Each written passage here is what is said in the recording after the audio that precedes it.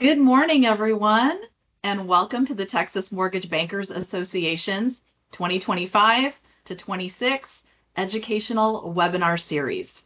This session is brought to you by the Education and Endowment Committee, led this year by myself, Elizabeth Miller, and my co-chair, Tom Couture. Today's topic is Winning Gen Z, how loan officers can use social media to earn trust and drive new business. This webinar should take about an hour, but feel free to ask questions or give feedback throughout the webinar using the chat window. So we would like to encourage some engagement, and I'll be monitoring the chat window throughout. You'll have some extra time at the end for questions as well. Today, it is my honor to introduce our speaker. I have actually known her mom as a colleague in the business in the Central Florida market since before our speaker was born. So I'm aging myself here, but our speaker truly represents the next generation of mortgage professionals. Our speaker today is none other than Ali Carty. Ali Carty is a Gen Z guru and manager of market research and social at Guild Mortgage, where she combines social media storytelling and generational research to help the industry better connect with next generation homebuyers. She is known for translating Gen Z behavior into practical, actionable strategies. Ali is a frequent speaker and panelist on industry-leading events and a contributor to Housing Wire, as well as a co-author of Rethink Everything You Know About Being a Next-Gen Loan Officer. So check out that book. Her mission is to help shape the future of home buying by empowering both loan officers and the next generation of buyers. So without further ado, I'm going to turn the time over to Ali Carty. Thank you, Ali.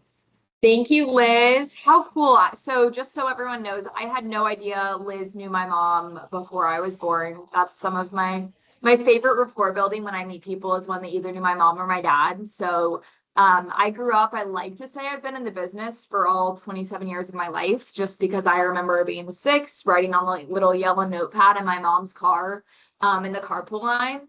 But I've officially been in the mortgage business for the past 4.5 years, and it's really trailblazed what I'm going to talk about today. But very full circle to be introduced by someone who originally knew my mom when they Ali, I have to admit that we did talk about how early we could recruit you into the business, and you were probably 2. Yeah, no, my mom always told me when you grow up, she'd be like, what do you want to be? And I'd be like, a country music singer. And she's like, no, you want to be a banker. And I'm like, okay. So here we are, like probably 25 years later. And I am so excited and grateful for this opportunity to share some of the data I've been collecting over the past few years. And really where my passion lies within our industry for the opportunity for this group and our entire industry to really change how that next generation is looking at housing and the ability to get into their first home. All right, so as Liz mentioned, feel free to drop anything in the chat. I am 27. I hate talking to a group of people like I'm a teacher. There's a lot of great data in here. I'm going to send out the deck as a follow-up, but if there's any questions, pop in the chat. I want it to be conversational. If you want to challenge anything, full like transparency. This is my first time sharing some of this data. Our team at Guild just collected it this year. So any feedback is always appreciated, but I'm going to try to take the next 45 minutes to go through the deck, and then we can also leave it up to some discussion at the end. So we'll start off talking about who is that Gen Z consumer, right? It's like a very big trigger word right now, but we'll break down exactly who they are, what they're looking at, and like how to best like understand that segment of home buyers. And then a huge part that we'll reveal is social media and the importance that it plays in connecting with that generation. And then we'll go into each platform specific best practices, tools and tactics that you all can leave with today. Again, this is an educational webinar, so hopefully you guys leave with some actionable takeaways.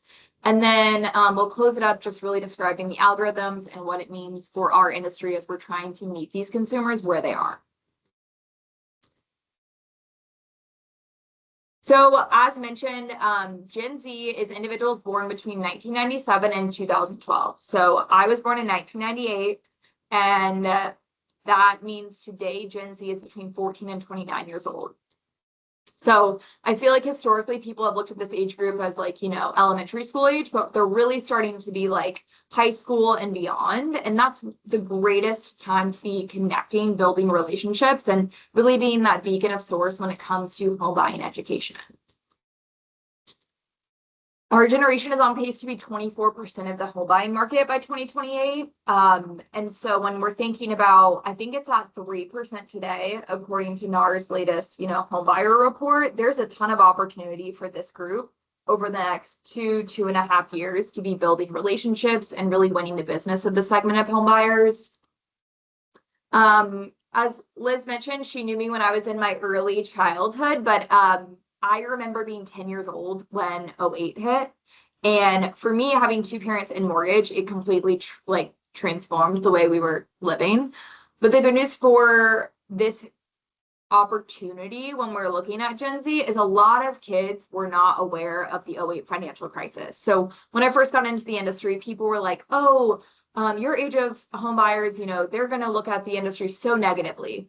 But quite the contrary, a lot of people don't even remember what that was because they were so early and some weren't even, born yet, that 2008, 2012. So leading with more of a positive outlook is always going to win versus setting the precedent of, hey, don't have any distrust. We're not like the 08 market. Additionally, the pandemic really allowed for this age group to move home. And traditionally, previous generations, they go to college or they enter trade work and they're out on their own after, high school years. But my generation, we've really had this ability to move home in a time of crisis. And a lot of people still do live at home. The data we just collected, I want to say the individuals between 26 and 29, 30% were still living in a multi-generational household. That's crazy.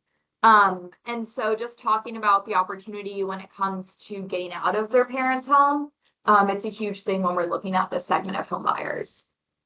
TikTok, not cable. We'll get a little bit more into that, but essentially social media has really revolutionized the way that this generation is garnering information, getting opinions, and really forming their own. Do-it-yourself researchers, have any of y'all heard of the saying coffees for closers?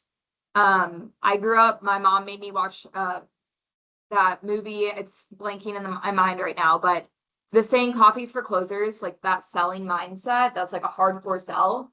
This generation is very adverse to that. They do not like the idea of being sold to. All of our research has pointed to like scams or what's in it for the salesperson. And it's really, really important that this group in our industry knows that they're very hyper aware of being oversold. And there's a lot of horror stories out there online that they've read. Trust and authenticity is something we'll talk a lot about today. And so just figuring out how you can build that trust early and really garner it so that when it comes time for them to look for a home, they know who they trust.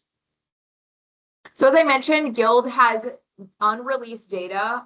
It's unpublished right now, but this group gets a little sample of some of the takeaways from research that we published through YouGov, which is a third-party surveying platform. We surveyed over 1,000 respondents nationally. And here was what some of the data relayed. This was between December 9th and January 9th. So very current data. The biggest hurdle for this age group, no surprise, was home prices. But something that was very surprising is the second biggest hurdle was not knowing where to start. And so when I saw almost a third of this generation does not know where to start, there is a huge industry full of professionals that are eager to lay out that roadmap and really build that bridge so that this generation doesn't look at it as intimidating or something they're not really aware of. So that was a huge takeaway in our research. On top of it, 18% of the people that we surveyed didn't even know what a lender does. And I want to highlight there's 3 segments. There's 18 to 21-year-olds, there's 22 to 25-year-olds, and then 26 to 29-year-olds. And a majority of the people who did not understand what a lender does were that younger section of this home buying age group. But it is important to note, when we're out there talking about a loan officer, it's not necessarily a very oversaturated word that these individuals are exposed to. Trust is a huge factor. 75% say that they trust friends and family most for home buying advice. And they really have no lender preference as of today. 23% have no lender preference. So relationships and referrals are going to decide who they call first. So building that trust, not with this end user, but also with their extended family, is going to hopefully lead to building a stronger relationship up front. This was something that I thought was very surprising. I originally, when we were surveying on how this age group wants to be communicated with, I thought text was going to be number one, or social media or some type of virtual connection. But for the first initial conversation with a lending or a real estate professional, 47% said they prefer in person. And so there is still that authenticity and that human connection that this generation is craving. I think one, as I look at some of our responses, is one, they want to make sure this person's not AI and they're being scammed. But two, there's also just this want to really start connecting. And so I thought that was important to notate. But then when we dug deeper and said outside of the first initial conversation, overwhelmingly, 69% prefer digital communication, starting with email and then followed by text. So it is important as you're looking at your flow of communication with Gen Z and that cadence. One term that a lot of people use is ghosting. A lot of people tend to get ghosted if they come in really hard hitting, copies for closers, trying to hard sell this segment of home buyers. So one, the first initial meeting, about half prefer in person. And then after that, it's going to be more of a digital communication cadence. Any questions on that? I know we have like 35 people in here, so feel free to drop anything in the chat. I know Liz said the pendulum is swinging the other way. Okay. So I am going to ask for a little bit of participants. So there's a raise your hand option on this webinar. I'm going to walk through 4 different social platforms. If you'll just raise the hand emoji, that'll help signal a response. If you're currently a Facebook girly or gentleman. Sylvia. Okay, I realize it's going to hit in separate, but all right, we got 6, 7, 10. Okay, we got a lot of Facebook individuals on here. Sweet. How many of y'all are using Instagram? So you can put the raise hand down, I think. Will it let you put it down? Yeah, you can put it down and put it back up again. Okay, so it looks like we have about 14 people on Instagram. Love that. There is like a partnership between Instagram and Facebook through Meta.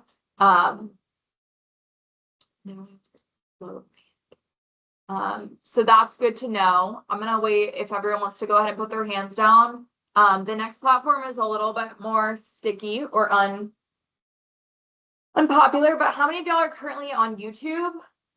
Whether that's as a professional advertising business or just as a consumer.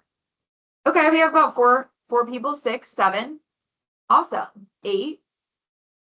I'd love for the people that are raising their hand, if you could elaborate like in the chat box, if you're using it in a B2C relationship or mainly you're just a consumer on there yourself.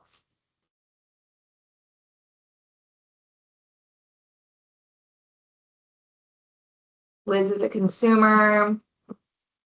Sylvia, consumer. Just started. Oh, cool. Tiffany with your realtor partner. Follow the Texas MBA YouTube channel. B2C, but not our primary focus. Good to know, Kathy. Wilma, consumer. Miguel, consumer, looking at Spurs highlights. Love that for you. Being from Central Florida, I'm a Magic fan.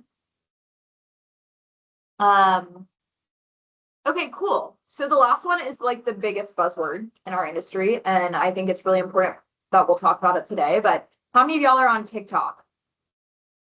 And again, if you'll use it, TikTok from a consumer or from a business perspective, if you'll drop that in the chat. Totally okay if y'all are like lurkers. I, for the first year of TikTok, was a lurker because I was worried about people stealing my data, all the crazy stuff. But I would love to know if y'all are using it from a B2C or a consumer standpoint? Santiago is consumer, Kate consumer. Yeah, there's a lot of opportunity B2C. Consumer. Awesome. Okay, so y'all at least have the app. You're not as scared of like the privacy stuff. One, I want to say the US is really monitoring that, and I think we're taking over ownership at some point this year. The headlines have been a little skewed, but I do appreciate that some of y'all are using it.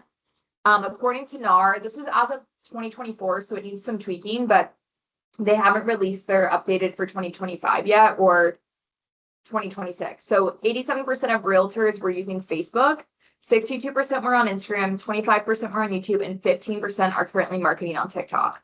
So when we think about really building that relationship with our agent partners and where we can add value, TikTok is going to be a huge place because there's not a ton of people out there today, but chances are they're probably in your shoes too, and that B2C, like trying to create some type of opportunity there.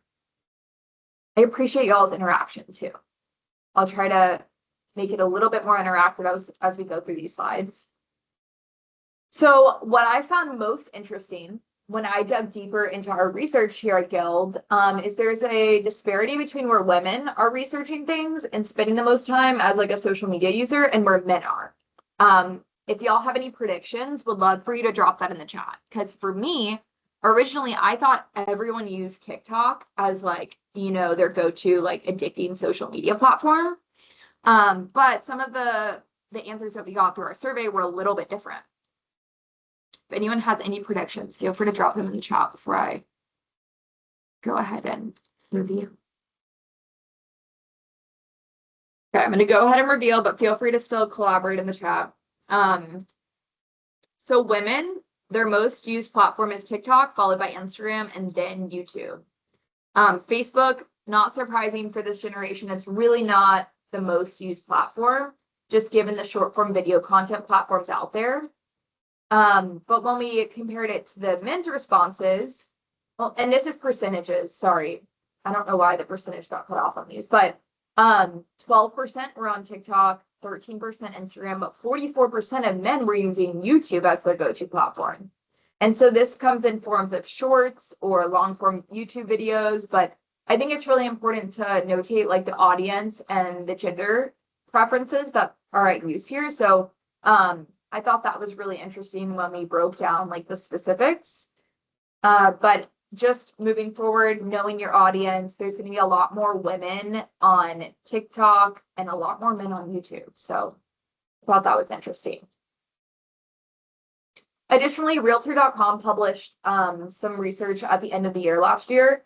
Social media is a common place for Americans to turn, with 90% of them relying on some form of social media for housing-related content. The most used tools are YouTube at 73% and Facebook at 57%. For Gen Z, though, unsurprisingly, a majority say TikTok is one of their go-to for housing content more than any other generation. And so I think that's really eye-opening for me.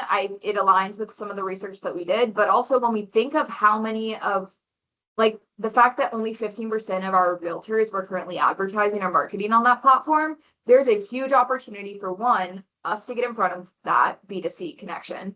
Two, for us to add value to our realtor partners and go in and say, hey, I'm focused on TikTok this year. That's where a majority of Gen Z is spending their time. Let's partner on it together. You know, so there's a lot of ways that this group can be cultivating opportunity from a partnership, but also like getting ahead to the consumer first. So like I said, how this room showing up where others are not. So I know there's some Facebook people in here. There was about 10 people who raised their hand. I think Facebook is still a really great platform. It's just important to understand your audience, right? So it's going to be full of repeat buyers, some empty nesters, some first-time home buyers, but 70% of all adults in the US do use Facebook, but more than 54% of them are over the age of 35. So it's not the best platform to be talking about starter homes or first-time home buyer programs. It's going to be a lot more focused on maybe the empty nesters or the more established individuals. My favorite takeaway, and there's some data on here that you can feel free to take when I send it out, but the biggest takeaway for this group is leaning in on Facebook groups So like new to Nashville or new to Austin, finding Facebook groups and becoming a community member, showing up authentically. It's very, very important to not show up and like hardcore sell in those groups because you will get the boot. But showing up authentically as a community member is going to be a great way to utilize Facebook's like groups resource as a place to become recognizable and over time be a resource for housing information. That's one thing that's really unique to this platform that I always advise our loan officers and anyone that's trying to get in front of the consumers to engage as a community member through those groups pages. Oops. Okay, so for each of the platforms, I'm going to share like 3 to 4 different accounts I would follow. I will never tell y'all to steal ideas, but I will say grab inspiration, plug and play. We have the wonderful resource of ChatGPT, Claude, all of the AI platforms out there. So when you see pieces of content that you like out there, write it down in your words and then go to ChatGPT and say, hey, I saw this video. This loan officer was talking about XYZ. Help me recreate this based on my brand, based on my professional bio. And what's really cool about ChatGPT is it saves your personality. It saves what you're feeding it each time, and it builds on top of it. So the more comfortable you get using it, the more likely it's going to be able to cultivate content based on your brand and your identity. So the first account, Glenda Baker, she's based out of Atlanta. She does a lot of talking head videos. So those 9x16, the vertical videos. Yes, Liz, Copilot is great. But she is a real estate agent and she talks about just like housing overall trends and like updates. Great person to follow. And also just like she leans into her personal brand very well. Bigger Pockets, this is a lot of financial data. So for this group going in and just seeing what's trending in regards to financial topics or financial literacy, this is a great place to check out. And then Kyle Whistle, he's also an agent. He's based out of San Diego, but he does a great job at showcasing what it's like to build a team and just the leadership mentality. So for anyone on this call that's looking to expand their reach or grow out a team, he's a great person to follow that does both personal and professional content.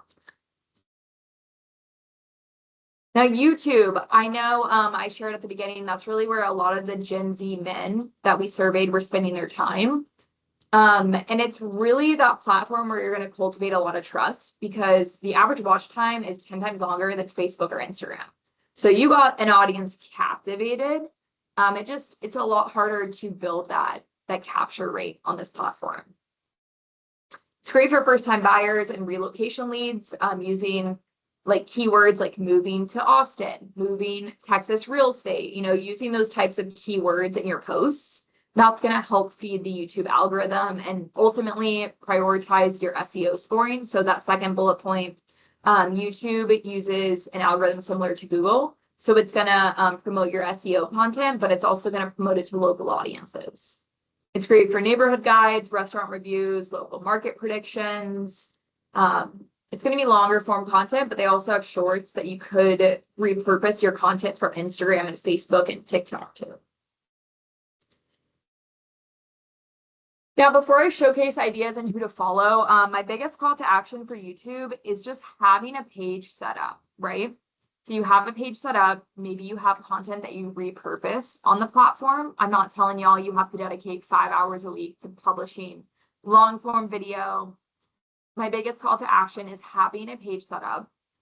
One, it's going to boost your SEO and your algorithm overall through Google. But 2, it's going to set a precedent where you have, your bio aligning branding from other platforms.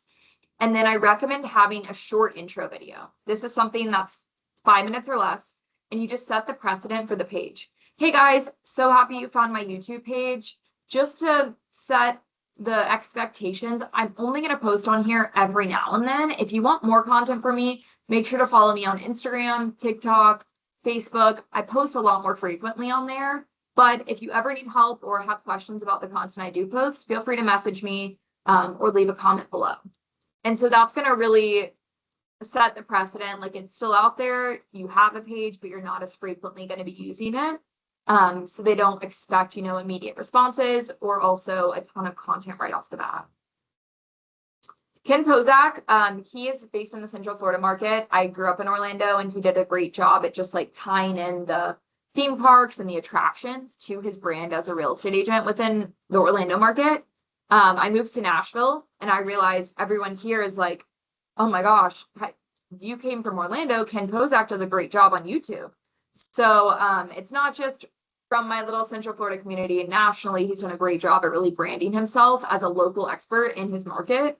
Not only when it comes to him as a realtor, but when it comes to him as like a local Orlando person. I don't know if it's Orlando, I should know that, but Central Florida community resident. Wolf Reidner, he does a lot of content as a rancher in Montana. So outside of, his professional career in real estate, he also talks about being, a human in his local community. And so he's a great person to follow. Again, plug and play some of his ideas. And then, of course, for this group, Bigger Pockets, see what's trending when it comes to financial literacy. Here's to where just Bigger Pockets does a lot of different financial topics that are good at plug and play. Yes, I love lending with Meg. She does a great job.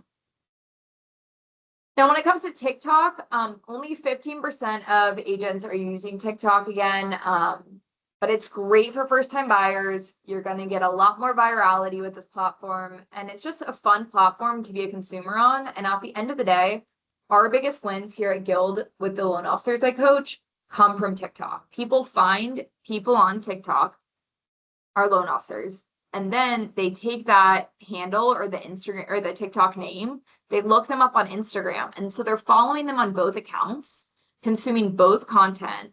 And then after a few weeks, they've DM'd individuals on our team, like in our creator community, which is a coaching program I have at Guild. And they DM our loan officers and say, hey, I've been following you on TikTok for weeks. I really like your vibe, or I love your content. I'm looking to buy in Wisconsin, or I'm looking to buy in San Diego or San Antonio.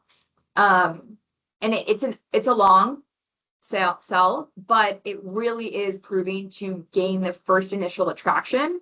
And from there, if the content aligns, they follow on other platforms and end up direct messaging. So highly, highly recommend at least getting started with TikTok.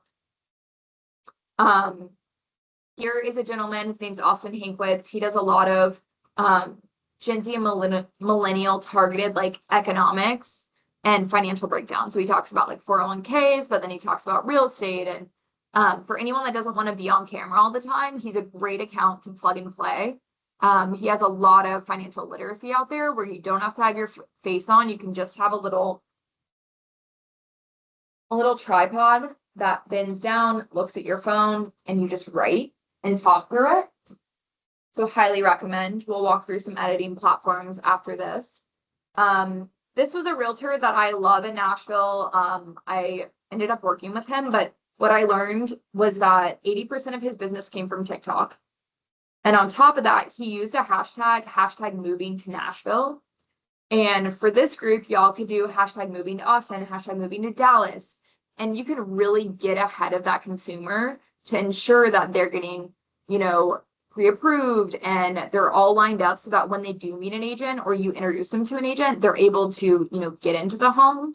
But I really like that he was using that hashtag to cultivate out of state people that were moving to town. And then this is another real estate agent. I think it's fun for this group to partner with any agents. I know that was one of the goals in the chat. I want to say is it Tiffany?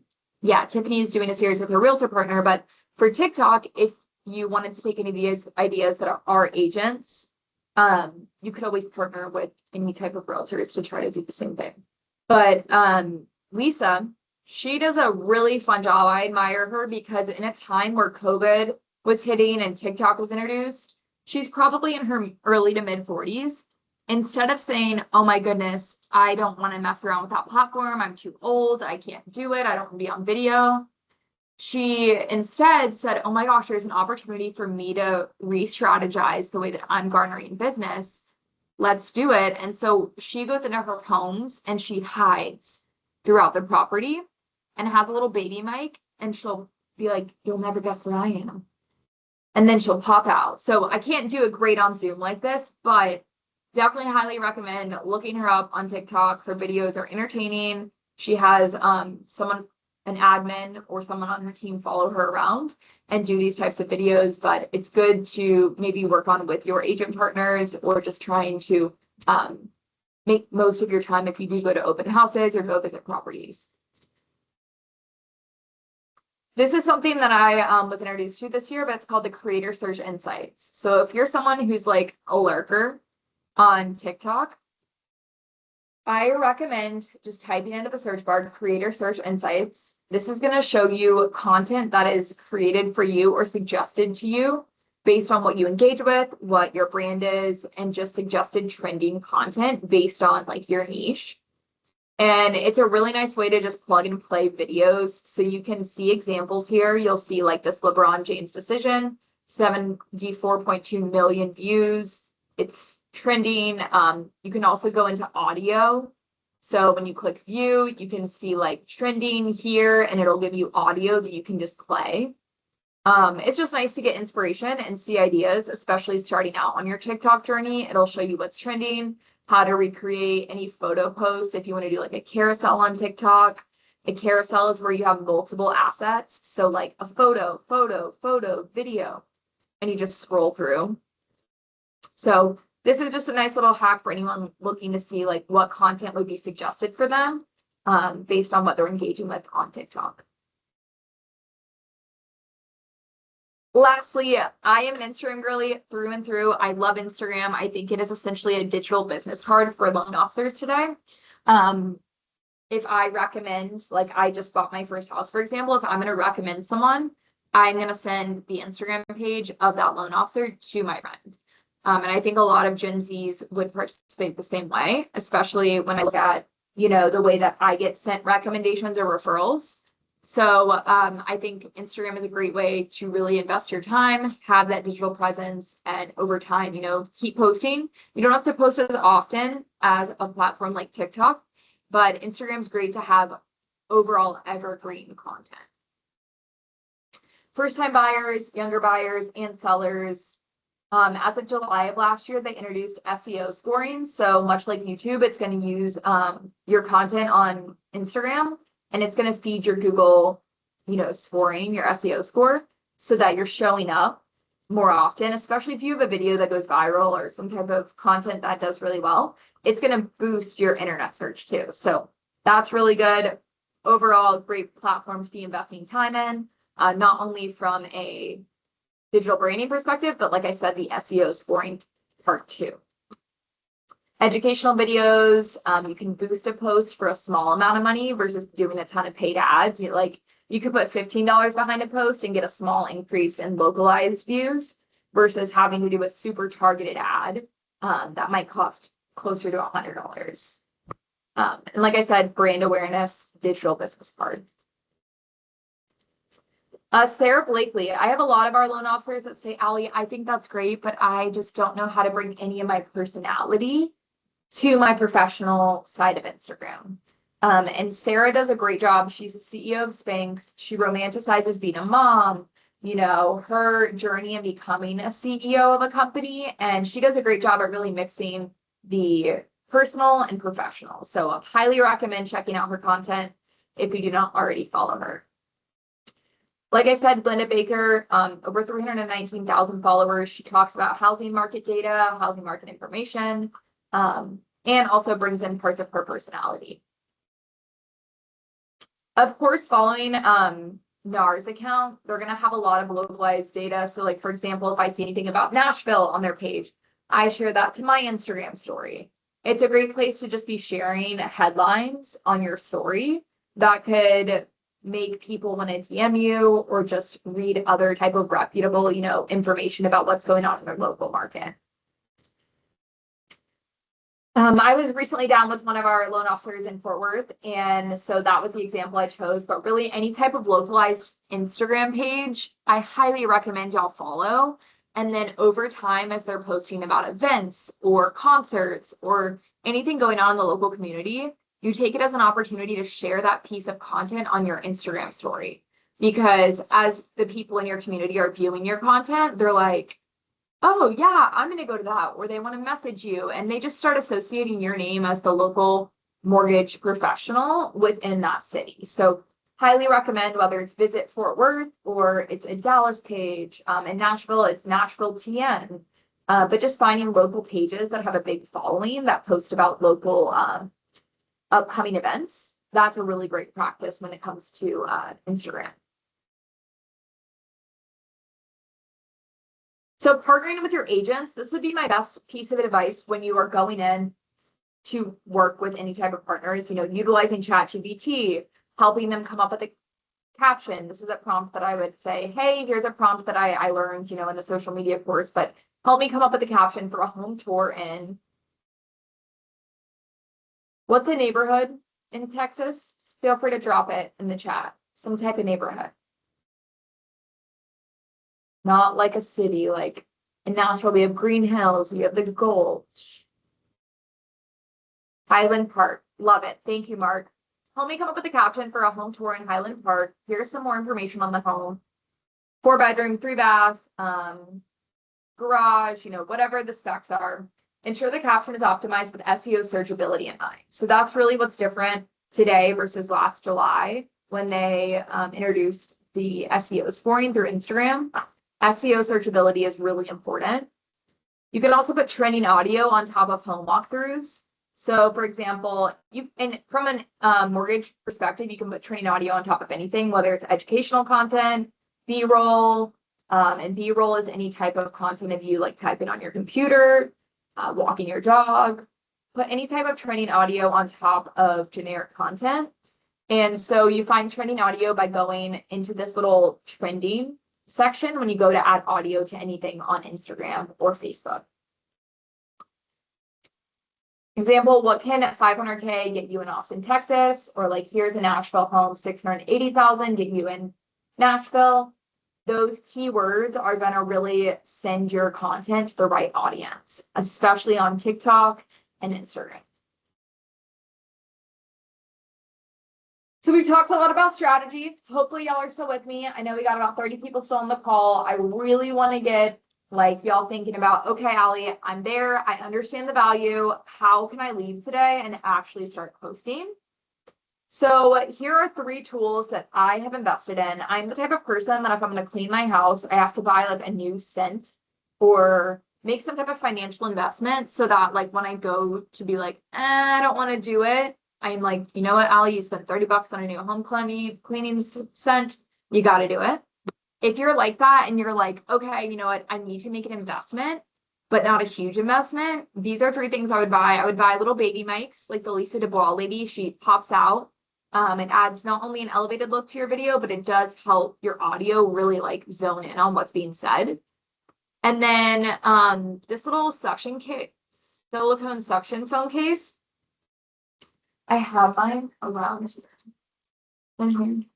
Sorry, I just moved, y'all, so all my stuff's everywhere, but here's my little baby mics. I think my phone case is in my purse. So I do not have it in front of me right now, but it's great because you literally just put it on the back of your phone and then it will stick to a car window. It will stick to a home window, to a mirror, and it alleviates the need for someone else to be present to record you, right? So you just put it on the back of your phone, you put it against a window, and then you step back, set a timer, and you talk. It's great for just getting confident on video, but also if you want to genuinely start showing up and you don't want someone else to have to record you, great little $7 hack. On top of that, this little ring light, it's called the Alex Earl ring light. It is by far my favorite ring light because it just adds a nice touch. It has 2 tones, white and yellow, so it's not too bright, not too orangey.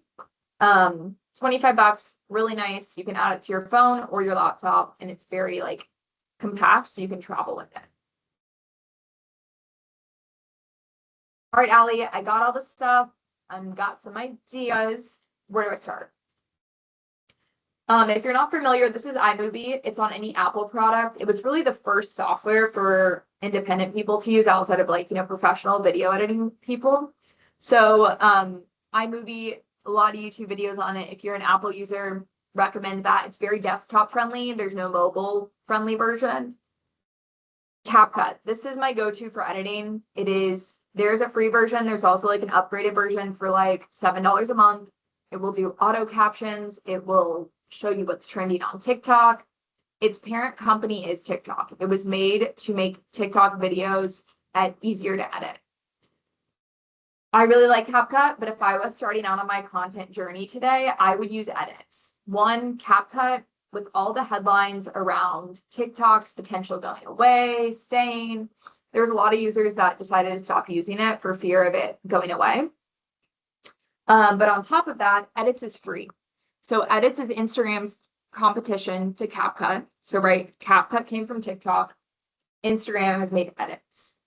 And so Edits is completely free. It has almost exactly the same functionality. It has a teleprompter, it has auto captions, it has AI captions. You can put a green screen behind you. Highly, highly encourage that. It is a whole coaching call in itself. Happy to come back and do a webinar on Edits, but it's a great platform. Feel free to YouTube any videos to learn more about it too. And then for anyone that's wanting to do like scripted content, right? So in our industry, compliance is very heavily regulated. And so at Guild, what we do is we do a market minute video every Friday. So I work with our secondary market, capital markets team, and I write up a script about what happened in the market that week. I send it to our compliance team. They approve it. It's 60 seconds or less, but it's word for word because compliance approved it. And so from there, I take that script and I send it to our loan officers, and they can put it into a teleprompting app like Big Voo. And it's completely free. It will try to get you to pay for it. But once you have a script or some talking points in there, you can just read through it like a teleprompter. Again, it's free. It will hide the little exit out buttons when it tries to get you to pay for something. But highly recommend that for anyone that's wanting to be word for word or get more comfortable saying scripts on video. At the end of the day, this generation does not need you to be perfect. I was listening to a podcast today, Gary Vee. He made a really good comparison. A lot of our industry has been doing this for a long time.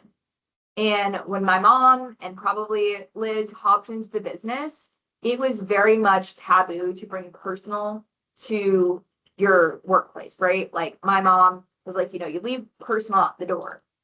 And even today, like I'll send her a video of me talking and she's like, well, and I love her. She's a great mom. In no way is this, but she'll be like, well, your makeup, you're not wearing makeup. And that's the way that most people looked at business and like approaching in a B2C like environment 15 years ago. Today, that authenticity, that, genuine relatability, that's going to build a lot more value in that trusting relationship than seeming perfect, than showing up with your tie and highly produced video. Consumers, especially Gen Z, want that relatability. They want that person who's not going to talk acronyms, HELOC, escrow, all these crazy words that seem intimidating. It's obvious they don't know where to start. So they want somebody who's going to show up, really be that genuine guide, that person that's not going to seem overwhelming. And that's going to come from showing up authentically and not overthinking how you look. So that's why I put that. Don't be perfect. They just need you to be present, be out there. Think less, I'm here to sell, more, hey, I just want to build that connection. I want to simplify this for you. And then the last thing I wanted to cover was just the algorithms. So when I first got into the industry, a lot of people were like, Allie, I think what you're doing is great. I think that Gen Z will have a place in this market, but not with me. I'll never meet them on social media. And, I don't have friends there in their age group. And I was like, you know what? That's perfect. Because if you caption your videos, your thumbnails or your cover images, what you're saying, if you do it right, you will show up on these For You pages. So when TikTok was introduced in 2020, it really challenged the social media landscape. Before, Facebook and Instagram were introduced just to connect with already like friends and family, right? Then TikTok enters the landscape and it's really challenged Meta because it's sending content that's made for you. So that's great. Susie from high school, don't care that she just got married, don't even care to follow up with her, but I don't feel animosity enough to unfriend her, but you're still seeing her content on Facebook and Instagram. TikTok has revolutionized that, and now they just have what's called a For You page. So it's people you don't follow, but it's content that it assumes you're interested in based on your consumer habits on Google, on Zillow, on Amazon. It's very big brother, but it's matter of fact. It's creating content for you as a consumer and a human. And so from that, Instagram and Facebook have had to really revolutionize how they are sending content to consumers. So they've introduced this little hourglass. It looks a little different today. I was on it today and I realized it looks a little different. It's right here. That's the For You page. So if you click that, you'll see content for you. This is going to be Reels for you. And all of those changes came from TikToks, challenging the digital landscape. And so, all in short, when I had loan officers coming to me saying, Allie, I don't know any Gen Z, I'll never show up on their pages. 15 years ago, that was completely true. Facebook was only based on connection. Today, Instagram, Facebook, TikTok, they are building out content for the end user, not based on their relationships. So if our industry shows up and focuses on 5 things, 5 things are caption, hashtags, the keywords in the audio, so what you're saying, the keywords on the cover image. So you'll see here, the cover image would be things like formula to a viral video, that copied Chipotle, I'm a billionaire. Those are the things that people put as the cover of their video. And then the last thing is text on screen. So on the left, you'll see POV text as real estate, record high home prices. That would be text on screen. And so it's also looking at alt text when you go to edit things. 10 years ago, hashtags was the way. Now AI has completely allowed these platforms to look at everything in the content. So now it's a lot more likely that if you're using keywords and you're keeping these 6 things in mind, it's not just hashtags. Now it's all of those things put together, and that's what's going to send your content to the right audience. So I hope that helps. The webinar setting, I want to go ahead, open it up. Any questions? One, feel free to follow me on socials. I'm always open to answering any questions. But also I have like 12 minutes left, so I'm happy to answer anything in the chat too.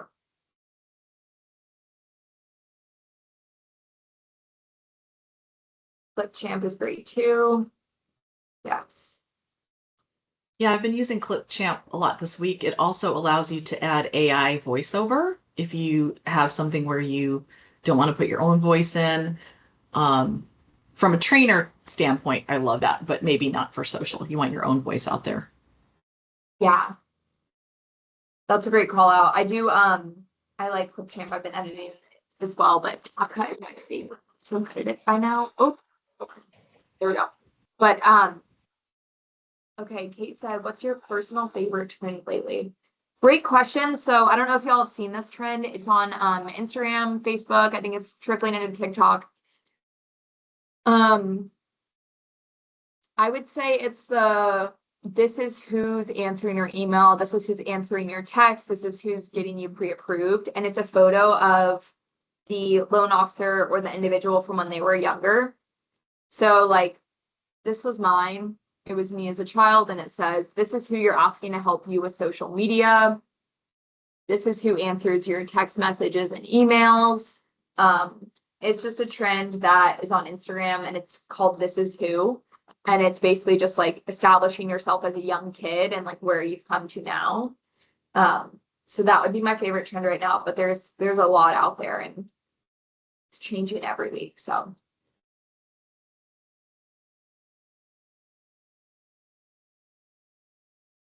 great. Any other questions? The chat box is open. I have a question for you, Allie. If you have been using social media just for personal and it's going to be your first foray into using it for your business, what do you recommend in terms of like the first topics to hit and cadence, how often to post? because it feels sometimes overwhelming that I've got nothing and other people have these years of libraries of stuff out there. Yeah, that's a great call out, Liz. So I get asked this a lot, and my best recommendation is always never overcommitting yourself. Burnout is definitely a real thing on social media. And so I always say start off with what you can do. So for example, when I started posting on LinkedIn originally, and I do want to give a call out, LinkedIn was not covered today because that's more B2B relationships. That's a whole separate like algorithm discussion. But for me, when I was selling my first job in mortgage was selling software to C-level executives. And so I was really trying to post on LinkedIn, but I knew I couldn't do a ton. So I committed to one post every Friday for 12 weeks. And I just committed to a video every Friday. And it really transformed my presence on LinkedIn. But it also wasn't overbearing for me. Now, when it comes to Instagram, I would recommend what you can like commit to, but the greatest like traction comes from 3 posts a week. Now you're going to get more if you do like 5, 6, 7, but I would always recommend our loan officers start with 3 a week, Monday, Wednesday, Friday, setting off a block on your calendar and just leaning in to how much you can commit, but also trying to stay consistent and setting a timeline. And at the end of the timeline, if it's too much, then maybe taking it back 1 post, or maybe ensuring that you do more Instagram stories than you do posts. But I hope that helps. Yes, thank you. So Tiffany said, how would you find the latest trend just from searching the Explore page? Yes, Tiffany. For us at Guild, I do a lot of research on that every Monday and I send out an email. But I also would recommend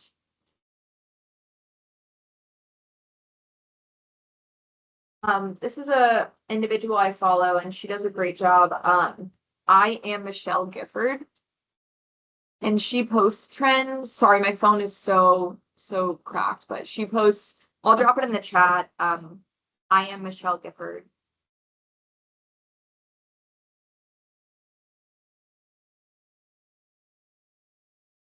On Instagram. And she does a lot of like, here's what's trending this week. Here's 47 hooks to go viral. I would start there. And then over time, I'm sure you'll be exposed to more accounts that post ideas. You're welcome. Would you mind sharing a copy of your presentation? Yes, for sure. I will get that over to Liz and then she can distribute it accordingly. But yes, I'm happy to send out a digital PDF version.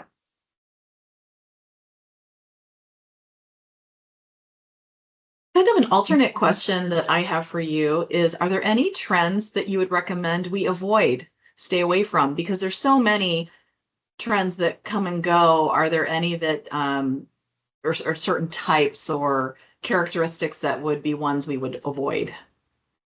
That's a good question. I think it's all based on your brand preference. Like my parents always taught me, at work, don't talk about religion, politics, the how you're taught. But also some people really build their relationship off of their church community or based on like how they view the world. And so those types of relationships are really based on your personal preference.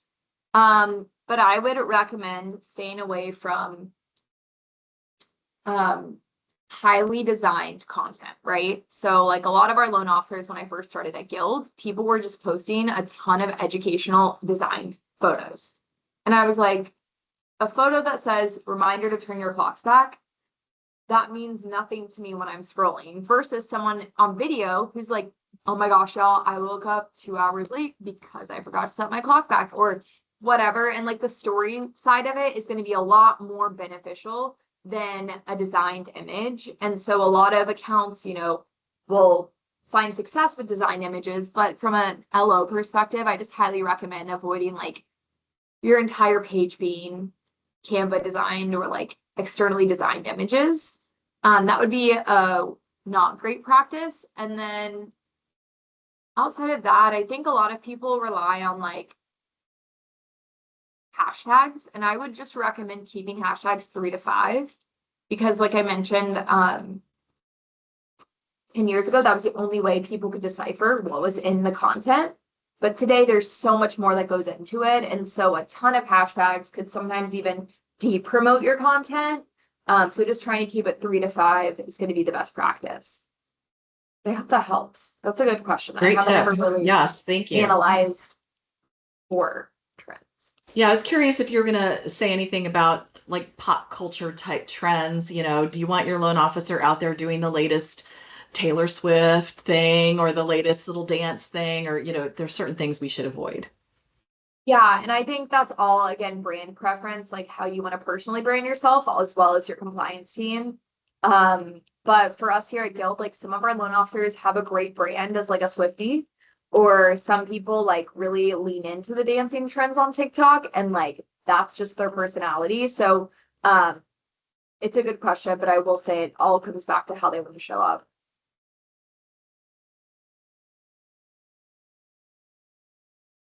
All right, we got like 4 minutes left. So if anyone has any other questions, feel free to drop them in the chat. Otherwise, I'm always available on the social handles that I shared earlier, and happy to answer any other one-off questions. Thank you, Tiffany. Is Another it safe question? to say YouTube seems to be the place where the majority of both men and women in the demographic go? Yes, Miguel. And on my next round of research, I really want to dive into if YouTube is like, I'm curious because YouTube has a TV platform now. And I'm wondering if some people saw that as like, oh, I use the YouTube TV subscription, you know? So I'm going to dive into a little bit more, but I will say YouTube is a great place to at least have some type of presence, so that you are showing up, you're feeding the SEO, but then there's not a ton of mortgage professionals out there today doing it well either. So if you have the time and the opportunity to commit, or just want to go and repurpose your Instagram, Facebook content as YouTube Shorts, that would be a great, great first step leading today. I did answer the question that, yes, these webinars are recorded and they get posted to the TMBA's YouTube channel. And you'll also get a link to that as a follow-up. Awesome. But yes, and also I'll try to maybe at this time next year, I could come back on. We do these surveys every quarter, and so we're getting new data every day. We're also breaking it down into different MSAs. And so I'll have a lot more regional data to share at this time next year that will hopefully dive into some of these topics even further. Well, I'm going to recommend we bring you back, Allie, once you have that updated information. It's a great resource. And I've got a whole list of key takeaways that I got from you. Great advice.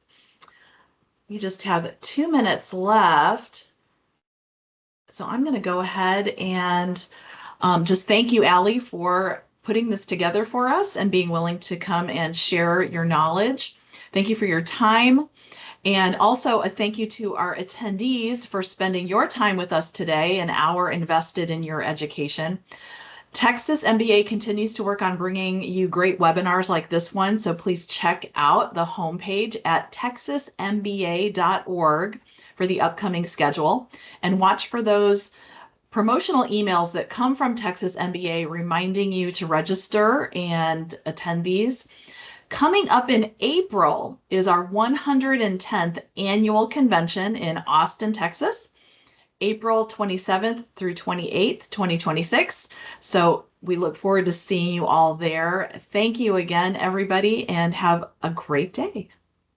Thanks, Liz. Oh, have a great day. Thanks, everyone. Thanks so much, Allie.